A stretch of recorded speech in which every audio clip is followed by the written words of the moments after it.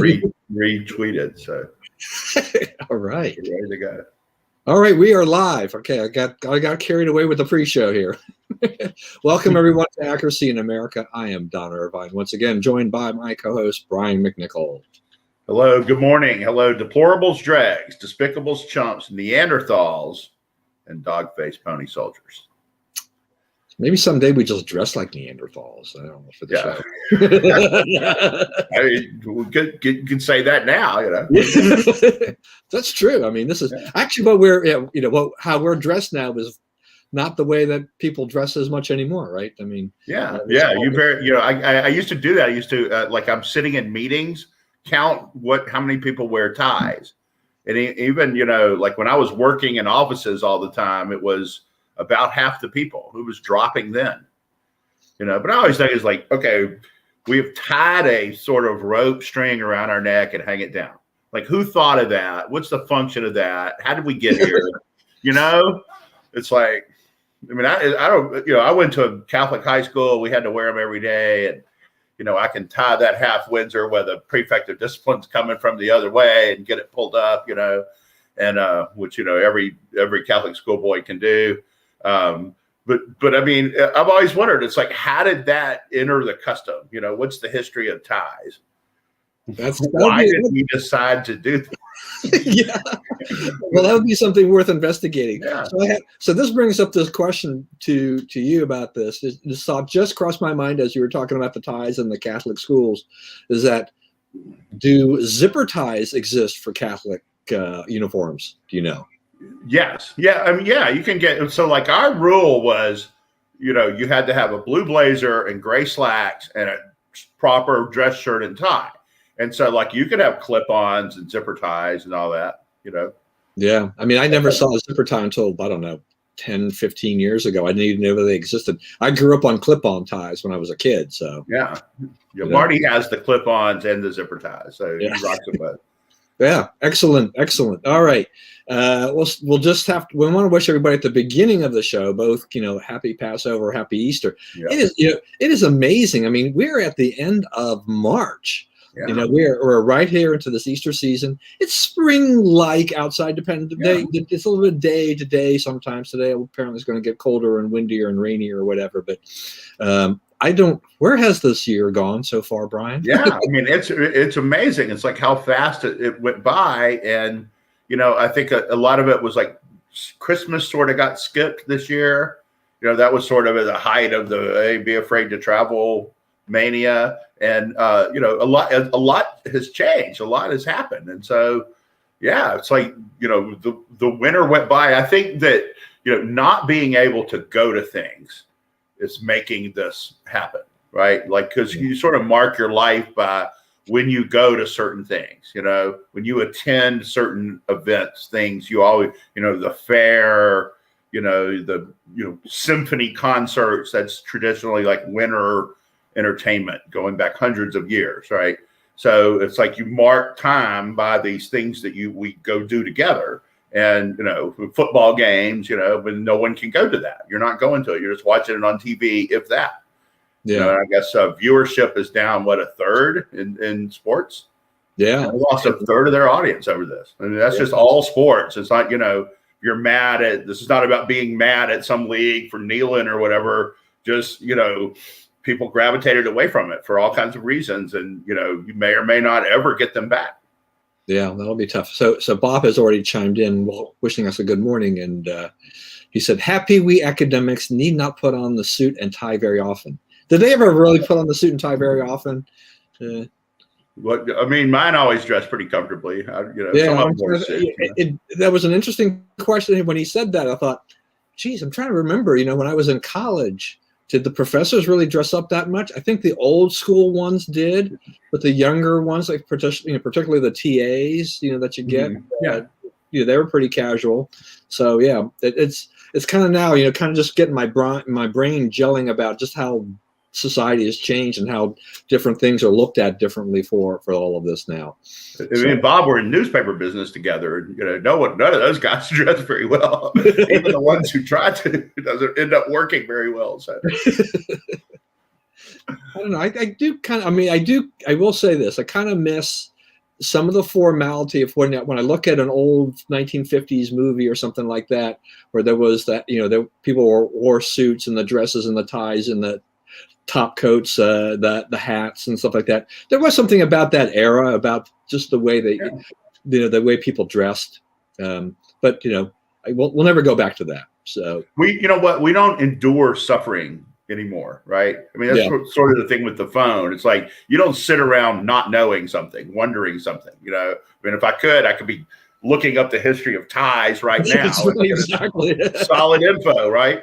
But you know what I mean? And so it's like we don't, being dressed up all day is a hassle. I mean, it's an encumbrance. It's it's not as comfortable as your T-shirt, right? Right. And that's why people do it. Yeah, I don't miss that anymore. Yeah. The longer the period has gone by, the less I miss all of that. All right, now for the real news, which is, and our first topic today will be on Joe Biden's first press conference. So when we were together last week, we were one day prior to this press conference, and we talked a little bit about what our expectations would be and things like this. I don't think from that it was that the end result was any great surprise to me, but I don't know. I mean, that press conference. I mean, if you're a Biden administration official, communications person, you're scared to death, and you don't want him out in front of the press live again, do you? You're never doing that again, no matter what. No, that was kind of frightening. In terms of, I'm thinking about like how it played in other world capitals, that, the president just wandered away from the podium at one point. He wandered off topic several times and just started babbling about things. Is that enough? You need more detail? I was like, give us some. At one point, he was going to give us the 3 elements of his gun control, and he didn't give any elements. He just started babbling. There was no 1, 2, 3. Usually if they tell you, a politician tells you 1, 2, I'm going to give you 3 things. The first one is, they make sure to say the number so that you don't come back and say, oh, he never gave us his 3 reasons, right? Yeah. He didn't give any, and he didn't even make an attempt to give any.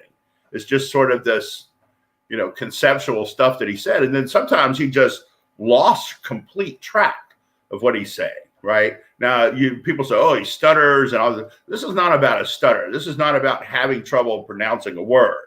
This is about having no clue what you were talking about 5 seconds ago. And it's dangerous. There are national security implications, and it's alarming that we have a president in that state of decline. Yeah, I mean, and this was, I mean, for his critics, I mean, this, they got exactly what they expected out of it, and he gave them a wide berth for criticism about the mental acuity kind of issues and things like that. You're talking about the stutter and things. It's one thing, as you said, people will give him a little bit extra time potentially to kind of flesh out the sentence or whatever. But when he's talking about, what was it, like the filibuster, he started talking, and then he lost his train of thought. And then he says, well, anyway, and then he tries to move on, and you're like, what's that? What happened? And then the whole, the other thing, and this is going to get him into a lot of trouble. Okay, and this has come up a bunch of times, but he talked about the, whether he was going to run for re-election. Okay, they ask you a question, and it's like, he just made a huge commitment. It was like in the debates, he committed on the spot. Hey, will you make your vice president a woman? Yeah. Will you make a woman a person of color? Yeah.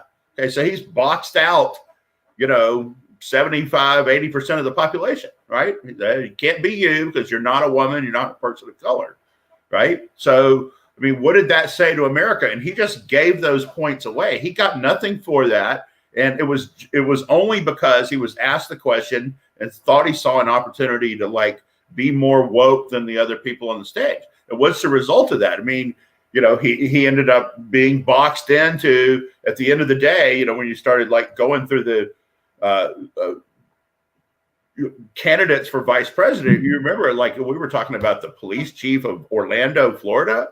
We were talking about some pretty obscure people because he had boxed himself in, right? He had made this promise that it had to be this certain kind of person.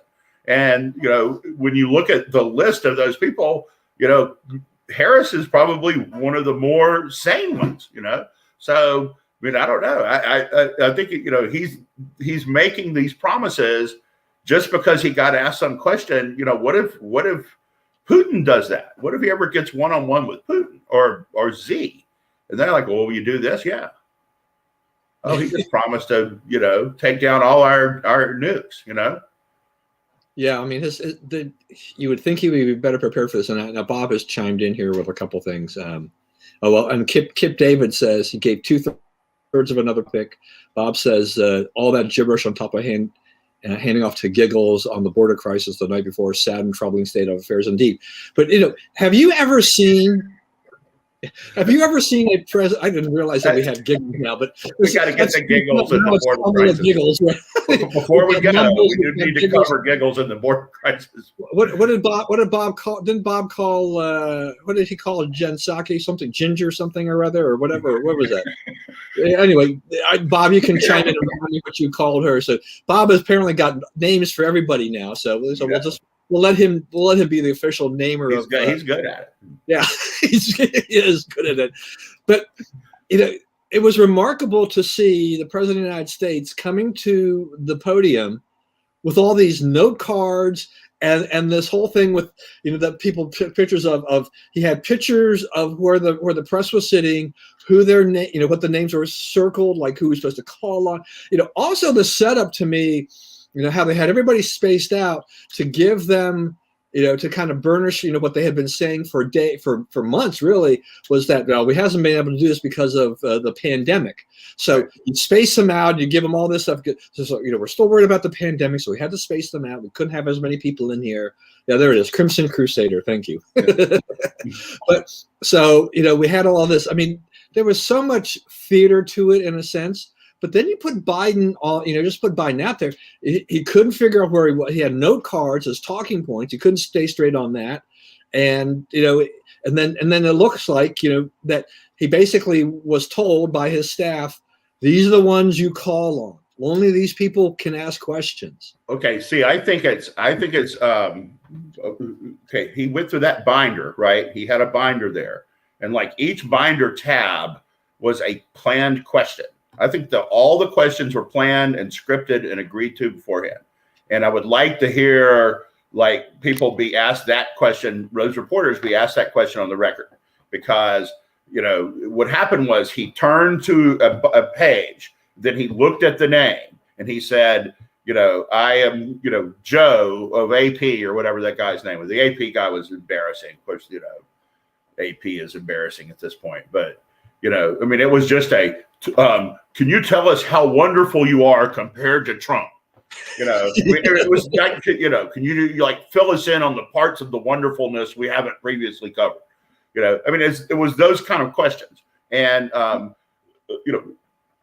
it wasn't, it's not just here's a picture of all the people so where the Fox guy's sitting and not call on him. That's not what's going on here. Each tab was, here's the question you're going to get. Here are the things you say to it. This was completely scripted. This is as close to scripted as you could get one of these things, and he still flunked it. They even had the token tough question about, the 3-year-old at the border, right? So you can say, oh, well, I have compassion for the 3-year-old, unlike my predecessor, right?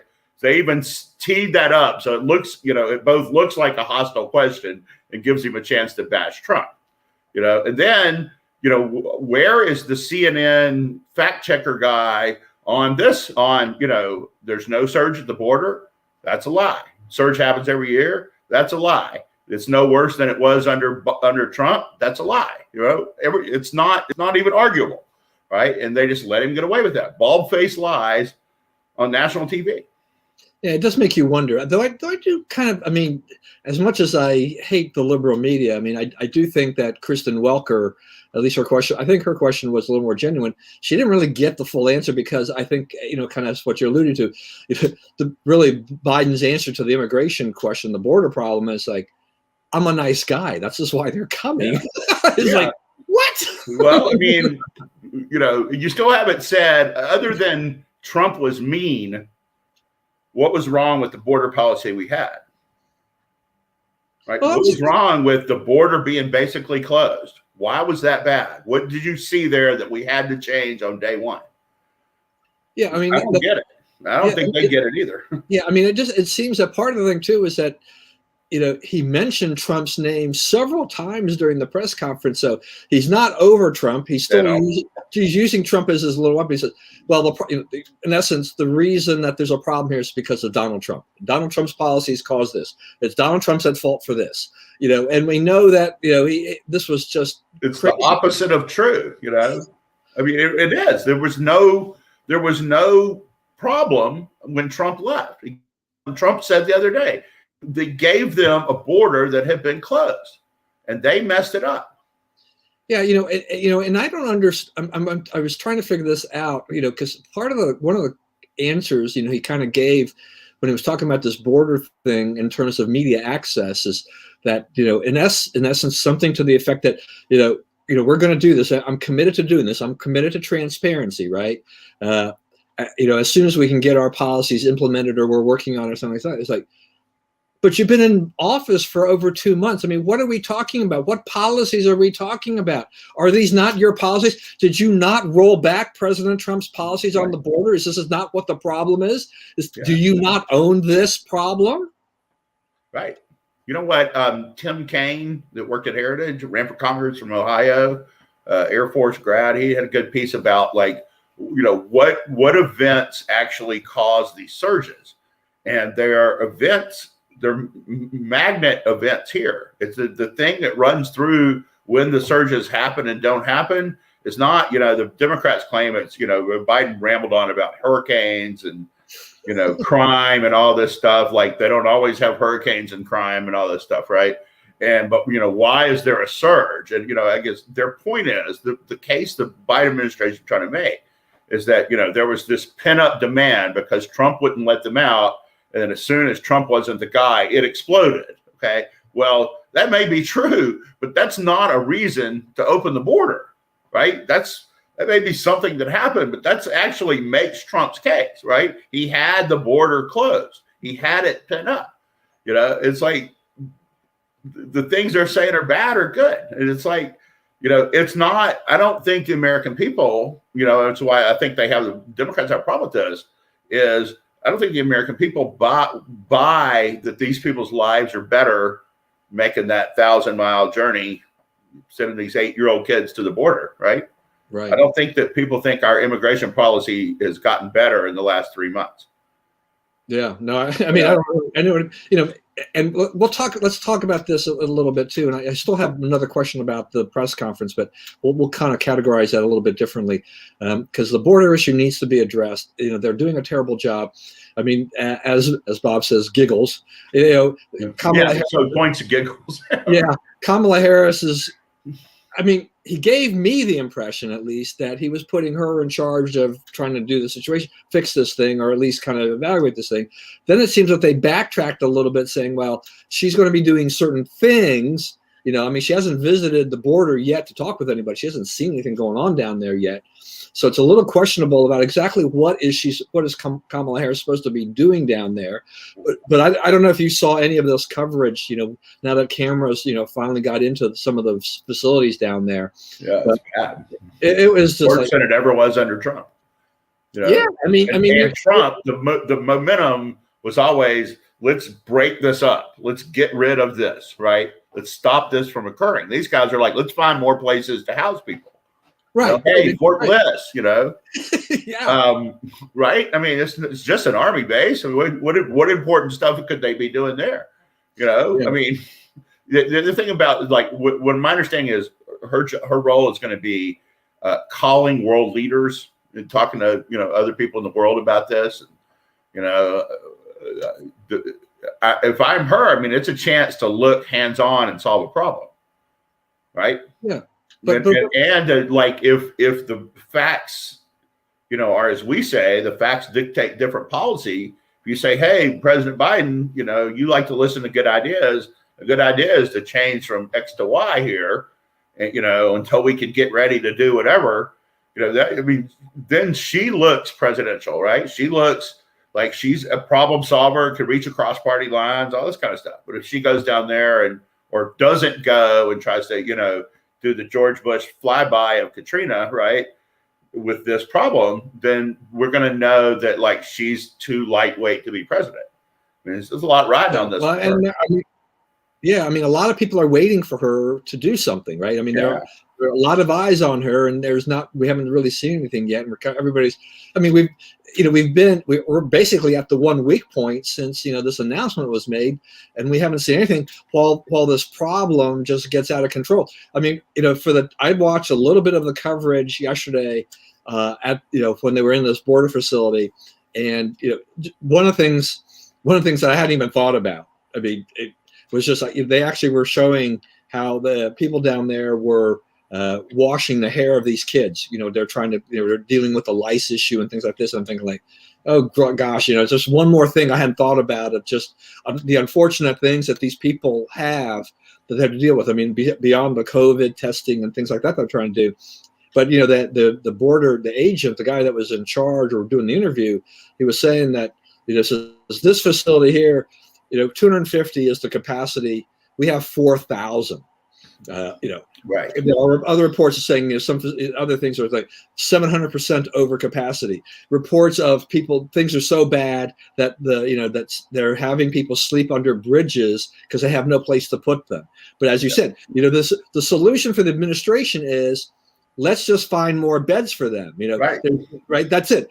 We're taking everybody. We're just going to find places for them to sleep, and then we're trying to figure this out. I mean, that's because it's the same thing as with the left. The left does not understand second order circumstances, second order incentives, right? Consequences of actions. So you let all these people in.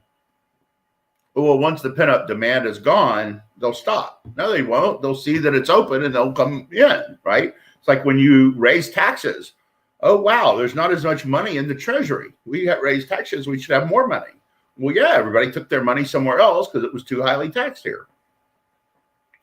Right? I mean, the highest revenue we ever had was the year after Trump's tax cuts fully took effect because everybody made so much more money.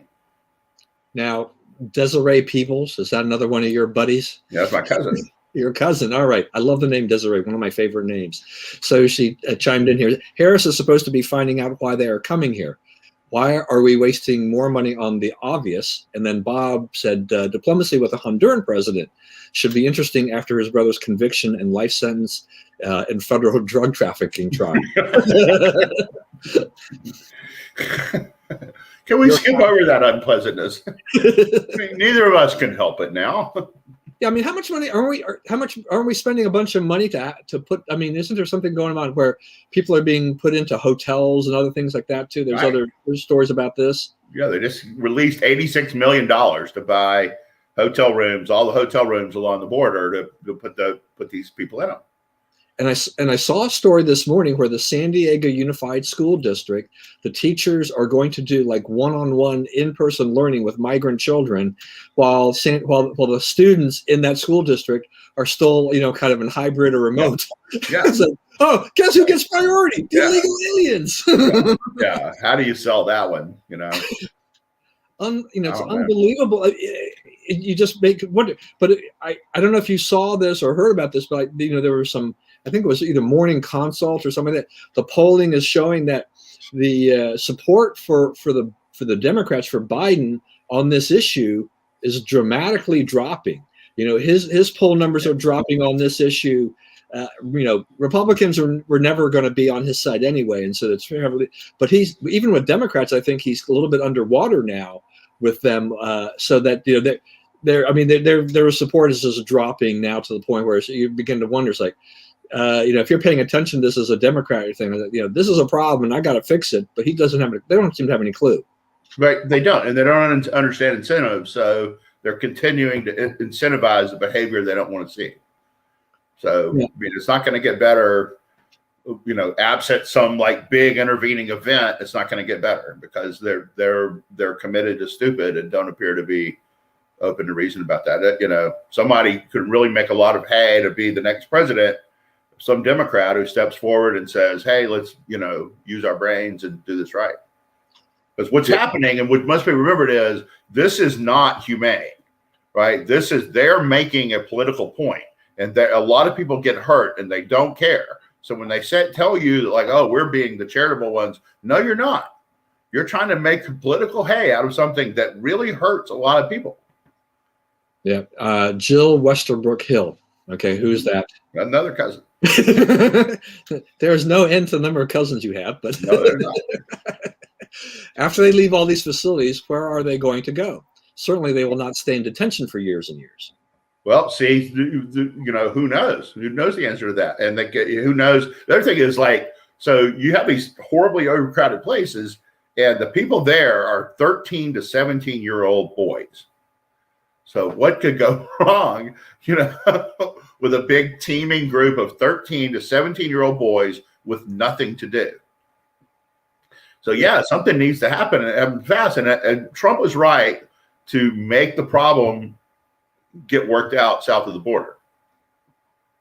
Yeah, well, I mean, one thing about yesterday's coverage that I did think was kind of interesting, which was that the Border Patrol agent was saying that if for all the young kids, if they're 14 and older, they were being fingerprinted. I'm not sure exactly. I don't know if that goes into a federal database exactly, whatnot. Now, well, you're being arrested. From a gang standpoint, a lot of kids are in gangs even earlier than that. I mean, if you really want to find out, it's almost like you have to go down at least a couple more notches just to be safe on that. But I don't really know what they're doing, what they're going to do with all these fingerprints, whether or not is that a vetting process for them to just, you know, are they going to be able to check that against some kind of criminal database in Central America? I don't quite understand. Well, I mean, it'll go to NCIC, which, you know, cooperates through Interpol and however they do it with the Central Americans. They probably have their own deal with them. So I guess if going forward, if they commit a crime, we're going to know about it, right? I mean, right. Well, I mean, when you're arrested, you're fingerprinted. Yeah. So like all the people they bust down there, they fingerprint. Right. So it'll be interesting to see what's going on. We got the guy on Twitter again trolling us. So one more thing I wanted to talk about the press conference too was just the on the filibuster. PBS's Yamiche, Alcindor. She really didn't. To me, she didn't really wasn't asking questions. She was really just trying to make a statement and just kind of set this thing up for Biden to talk about how racist the filibuster is. Yeah, and it's like when are you going to do the thing we all agree you should do? As a toughie, right? Right. And then his answer was, yes, no, and maybe. All at once, right?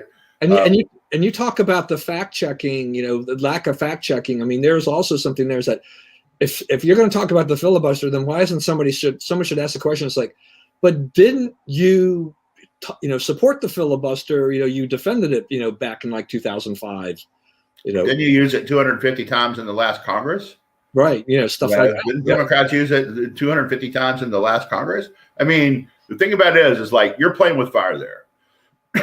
This is making the Senate the same as the House, and it's not. You're going to be in the minority soon enough again, and it's going to be a big problem to you. They can pass everything on 50 votes. So, I think the Democrats, what they want, they're getting most of it anyway. What needs to be negotiated, they negotiate from a position of real strength, real impressive amounts of strength. So. Just do that. Just negotiate from the position of strength. Yeah. Leave it in place. Be able to say you left it. Be able to say, be able to answer the accusation that, every time we get in power, we try to change the rules because that's what happens. Right. So that's why it's at 60 now. That's why judicial is not subject to cloture vote anymore. Right. All those were Democrat changed rules to ram through their choices. Right. Right. So another thing out of the press conference that kind of segues into one of our topics today is Joe Biden used the terminology Jim Eagle. So it's like I'm thinking, first of all, I'm like, Jim Eagle, is this because he couldn't think of any other bird? What is when has anybody ever tried to create this coming out of Jim Crow? But this is all about the Georgia voting rights legislation that Governor Kemp signed, all the changes that they made, for which the Democrats, and a lot of liberal media have gone along with this and painted this as, nothing but a racist, voter suppression thing. But, the Wall Street Journal and some others, have pointed out, when you actually look at the law, there's nothing. I mean, they didn't suppress anything. A friend of mine last night was saying, he sent me something saying that, by the way, he says that in Georgia, there's like 17 days of early voting mandated, where in New Jersey, it's 9. Right. Right, including 2 Sundays for souls to the polls, 2 Saturdays, close to the election. I mean, that's what they do, and they're saying you have to have an ID, which I believe that's about an 85% issue. In favor of, people can see the reasoning behind that. I don't really even see the reasoning against it. If Mexico can do it, I think we can. I think we can get everybody who wants to vote an ID. That should be the slogan, Brian. If Mexico can do it, we can too. We can too. I mean, I'm just not going to buy that. That's not true. Yeah. So, they had a lot of chain of custody problems in Georgia, and they had problems with people electioneering in the lines. And that's 2 of the ones that got noticed, but those were addressing things that were happening that were untoward. Like Stacey Abrams' organization, one of her organizations was, they were giving you bottles of water with little, detach this ticket for a free meal somewhere. It was just a bottle of water, but it's also free sandwich at the chicken place or whatever, right? So, that's you're buying votes. I remember we talked about Buddy Roemer last week, and Buddy Roemer lost that election, but in part because votes were bought. And the guy went to prison for vote buying, and he was buying them for $5. So, it does not cost, votes do not cost a lot, because otherwise you were going to get nothing for it. So it's all, it's all profit to you, right? So, I think that, they were addressing specific things that happened in Georgia. I think, I think you have to be an idiot to say that there was no irregularity in the Georgia election. And, I don't blame them for what they did. And I think that when you keep making the case about the provision, it's going to be very important to say, hey, all this says, is these things, right? We're not taking away anybody's right to vote, because you have people, like there's some baseball players talking about moving the All-Star game, and, there's a little trouble being, movie stars. I will not make a movie in Georgia. How many were you going to make in Georgia anyway, buddy? So, it's important to counter that. It's important not to lose that. Yeah. Bob is, he's saying here, he said, Karl Rove has had some great appearances and columns on Georgia versus deep blue state election rules. The Georgia-Delaware comparisons were particularly on point. I mean, Karl Rove is not loved by everybody, but he's pretty good with numbers and doing comparisons and things, I think. And he's definitely very well versed in the political aspects of these things. Yeah. And you're right about about this as you break down some of the things in Georgia on the electioneering. So the media and the Democrats, the Stacey Abrams of the world, and all these people, they're like, oh, people are going to die of thirst and starvation for standing in line in Georgia. It's like, no, there's your water station. Then they try to make a big deal about the water stations really aren't going to be the water stations, but none of them, as far as I could tell, pointed out kind of things that you're pointing out. In terms of there were incentives, or there were things that it's not just the local drugstore bottle of water or Deer Park or whatever. They were either going to be relabeled. There's going to be some it was basically a piece of propaganda for a Democrat candidate or whatever. And I think that is extremely appropriate on that neither side should be handing out in a line anything like that at all. I mean, that's generally prohibited. That kind of thing is always. That's what I was going to say. Is that most states have some kind of electioneering within the X limit of the polls law, right? Right.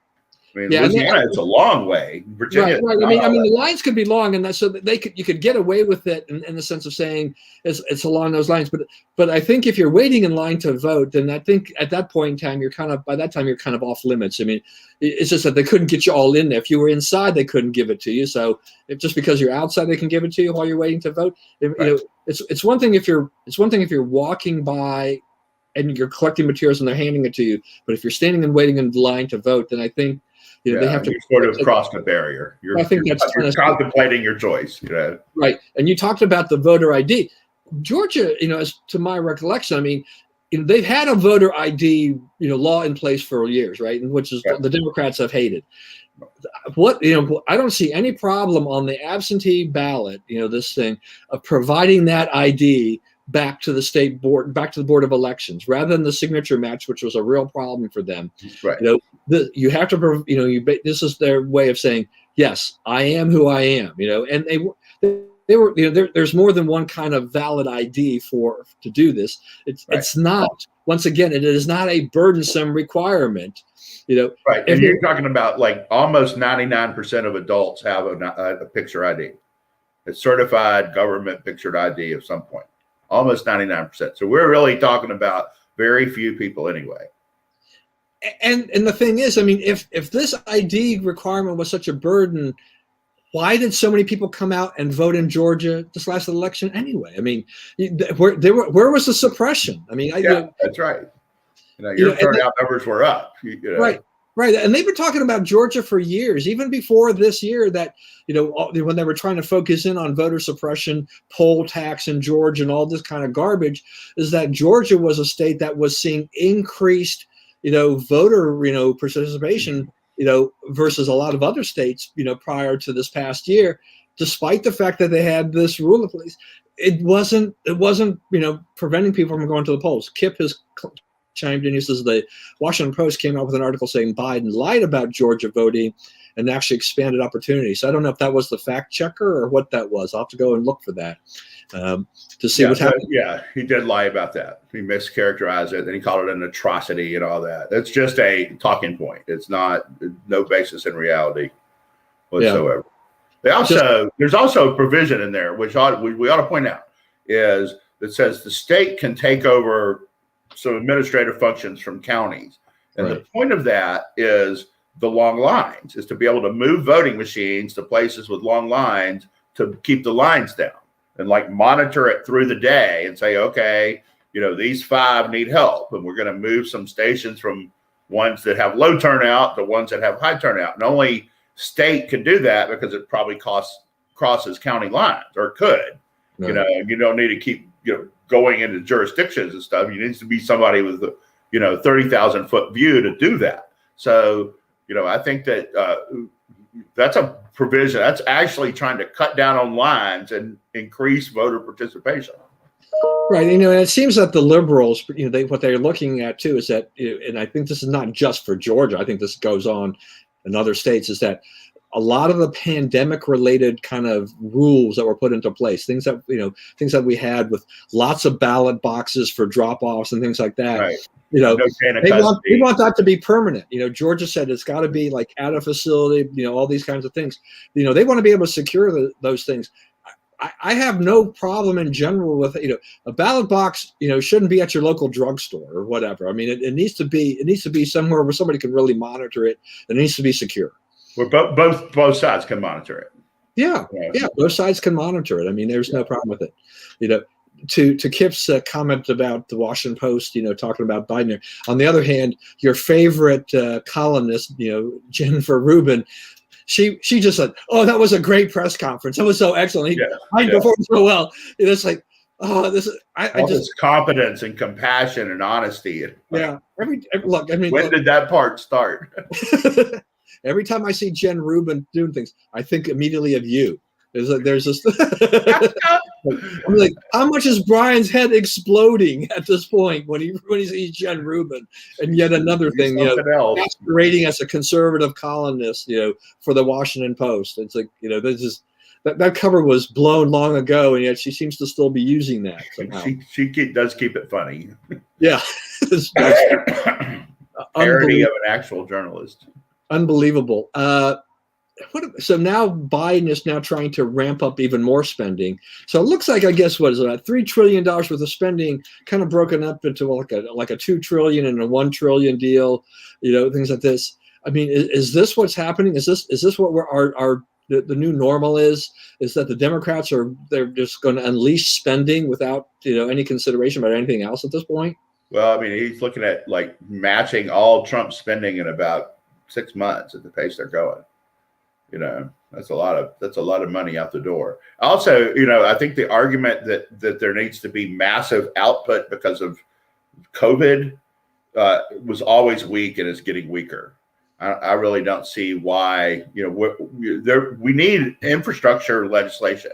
I was for that during the Trump administration. I thought one of the great failures of the Trump administration was not getting a big infrastructure bill. I mean, he's a builder. It would have been a perfect thing for him to do. And it would have been a good way to like make nice with Democrats because you can hand out money all over the country, right? I mean, it's programmed by the Congress and the FHA and whoever. So, I mean, there were a lot that could have happened there. But that's not really what Biden is trying to do. When he says infrastructure, he's talking about green energy and greening buildings and environmental stuff. They're not really talking about actual, roads and bridges and tunnels and things we actually need. So, yeah. I mean, it's, it's a problem what they're doing right now. And, I don't know. I mean, how many of these Manchin can sit there and vote for when, Trump won every county in West Virginia? Yeah. I mean, is there any political play here when Biden gives Manchin's wife that nice position? probably no politics involved there whatsoever. Yeah. No politics involved. $160,000 a year. There's no politics at all for that job. I mean, they can do that. That one struck me because it's kind of unarguable what was going on there, right? I mean, it's he needs his vote on a variety of stuff. Manchin has really good motivation not to vote with him on a variety of stuff. And, your wife, it's a fancy job. I mean, it's pretty clear that was a quid pro quo. And yet, here we are.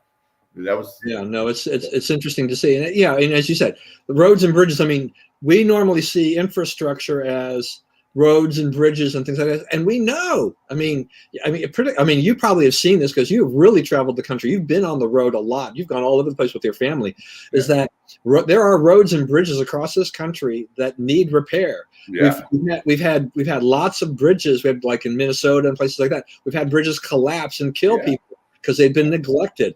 So yes, there are infrastructure projects that actually need to be taken care of. But this is an infrastructure that is all based on kind of climate change and on all the green stuff. This is not your traditional infrastructure, but this is how, I think it was Greta Thunberg said that, it didn't go far enough, right? Right. So the expert on all things with climate change, Greta Thunberg, and how infrastructure and politics should work. But it's just amazing for that. I did want to get your comments about. I saw there was a story about a couple of Capitol Hill police officers are going to sue Trump for, I guess, emotional distress, everything else. They're blaming him for inciting the riot on January 6th. I mean, does this thing even have a chance of getting anywhere? I mean, I can't see how it does. I don't think you could give him any financial liability for he didn't tell anybody to go bust into the Capitol and hurt anybody. I think even his enemies admit to that, right? So, well, just had him here and like the whole tone, but I mean, he never said, he said, we're going to go peacefully make our voices heard, right? That's the closest he even said to talking about going to the Capitol. And, then he said to go home, after which everyone went home, So, I don't think this is actionable at all. I'm surprised that the court let it go forward. Yeah, well, we'll have to see. I mean, at some point in time, I figured that this will get thrown out or whatever. I don't see how they can actually, create enough of a plan here and evidence that ties President Trump directly to this. It doesn't, the Democrats can howl and they can impeach the president and say that he did, but that's not a legal basis. There's no legal case for that, at all. And, I wouldn't be surprised if Trump sent someone to find out what it would take to make it go away. Yeah. Yeah. I'm sorry. Hey, I'm for the cops. Because they're not suing for much. It's like $70,000 or something. Yeah, I mean, they probably deserve some money just for the emotional distress that the rioters created on them. Just, if Trump has the money and wants to write them a check to help them out, I don't have a problem with that. No, me either. That wouldn't necessarily be a bad thing. I'm not admitting anything, Right. legally, but I help the cops. You need help, just ask for help. Right. So speaking of, we'll segue right into cops. What about this Derek Chauvin trial that's going on there? I mean, I just want to say one thing I do want to say about this is just that I don't see that it. To me, the pressure is to convict him. I mean, is that he has to be found guilty, and they have to do something. From a political side, the political pressure will be here. If he doesn't, I don't know what's going to happen in Minneapolis and whatever. On the one hand, but legally, they have to do here both sides. I don't know whether or not there is enough legal evidence to say that Derek Chauvin is guilty of the death of George Floyd. I don't know. Yeah, I don't know either. I don't know. They have him charged with second-degree murder, third-degree murder, and manslaughter or something, right? There's three of them, all for one death. So I assume it's sort of, try to get the most severe one to stick, and that you can get to stick. Give the jury three chances to give them what they want. Right now, I mean, what you're hearing is the prosecution's case. So you have people emotionally involved in this and that and the other, and you have people, things happening. The evidence looks bad against him. We haven't gotten to the part where they say, there was no pressure on his neck, didn't contribute to his death. It's been ruled a homicide, so you would have to change that somehow. You have to do something about that. The coroner said it was a homicide. Someone caused his death, so that would have to be dealt with legally too. So, I don't know. I worry about it. I'm with you. I worry about what happens if they don't convict him, because, I could see like Freddie Gray being, 1/10 of what would happen. Yeah. No, I think there's an expected outcome, and if they don't get that expected outcome, even if it's with this jury and the whole 9 yards, they just they did everything they could. It's just the Freddie Gray type of thing. Yeah, you could get that way worse than that. I think there are people that are it's kind of just they're waiting for that to light that fuse and go. Because I think one thing we've learned over the last few years is just that there are people who are ready to cause and wreak havoc no matter what, and they just need the smallest excuse to do so, and they're ready to go. Yeah, this won't be the smallest excuse. Right, this will be bigger than the smallest excuse. That's right, exactly. All right, so another story that dropped in our lap. Just quick comment here from you, Matt Gaetz. So there's kind of two parts of this. One is that the story that he was going to leave Congress and take a Newsmax gig, and then there's this other thing about this 17-year-old.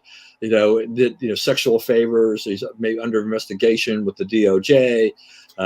But even Tucker Carlson had him. He said, oh, that was like the most bizarre interview I ever had with a guy. Where Gaetz, tried to say, well, you've seen, you've heard or seen the witnesses, and Tucker's like, what are you talking about?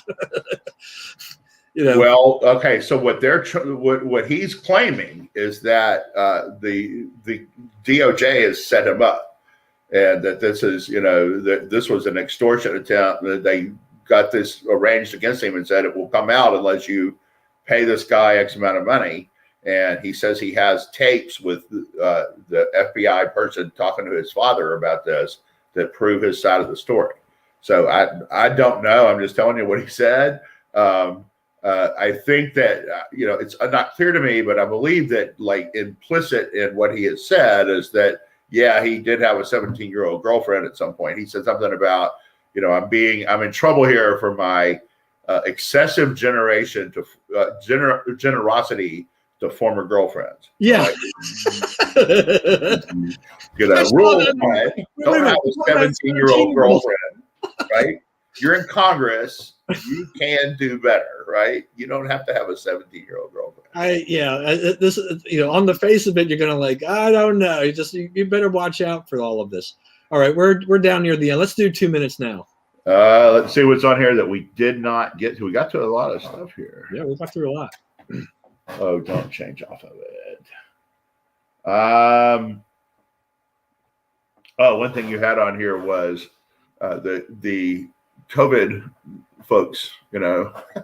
So Fauci, I guess the president's come out now and said he wants everyone all the states to rescind their to reenact their mask orders and their closing orders and shut everything down again because of the new variants or whatever. Cases are up right across the country, but if you look at where they're up in the places that have stayed shut down.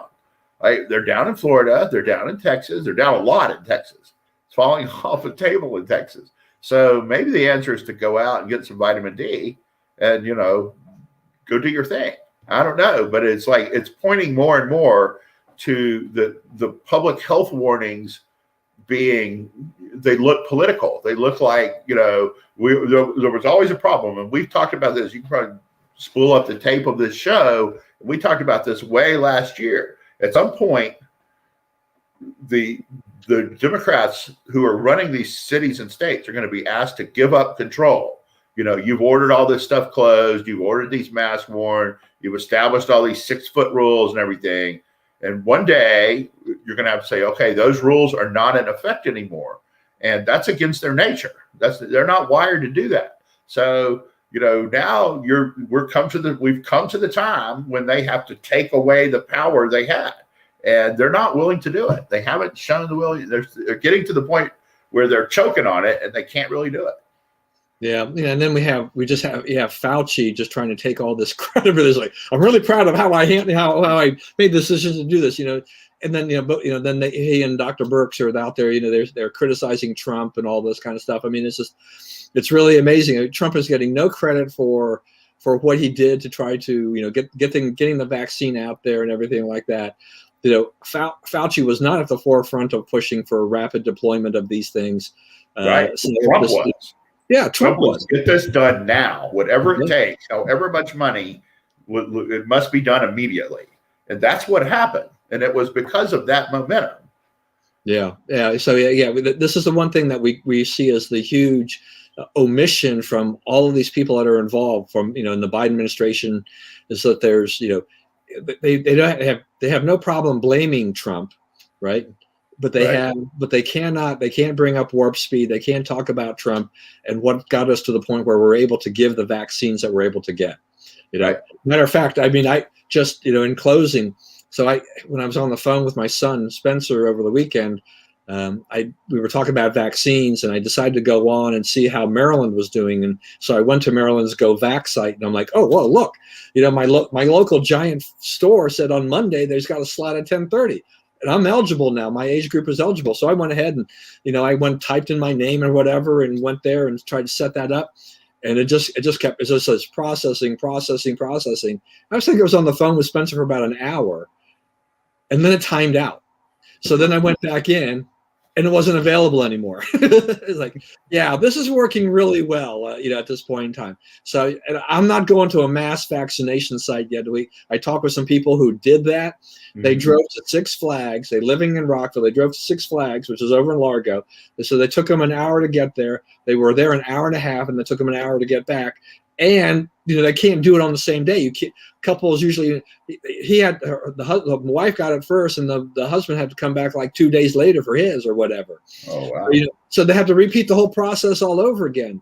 So it's just there are things about the rollout about that just so at some point in time there'll be plenty of vaccines, and I'll be able to go to my local Giant or CVS and get it, and that's what I want to do. I'm hanging in the back of the line because I've had it, and I'm not even convinced I need it. Yeah, my thing is just that, hey, the only timeline I'm on is that it looks like my youngest is probably going to get married in August. Therefore, I want to have the vaccine before then.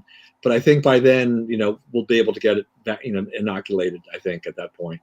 And then, so last comments here. Kip David, Trump said that Fauci was incapable of talking to drug administration companies. And Bob said, as far as Dr. Fauci is concerned, as our friends south of the border would say, basta. So did I read that right? Must. Anyway, Okay. yeah. Anyway, we'll leave it at that. There we go. Anyway, everyone, thank you for joining us today. It's always great to have you all around. I love the comments from people today. Please, as always, stay safe and stay well. Remember, we live in the greatest country in the world. Do not let anyone tell you otherwise. And as always, God bless America, and we will see you again next week.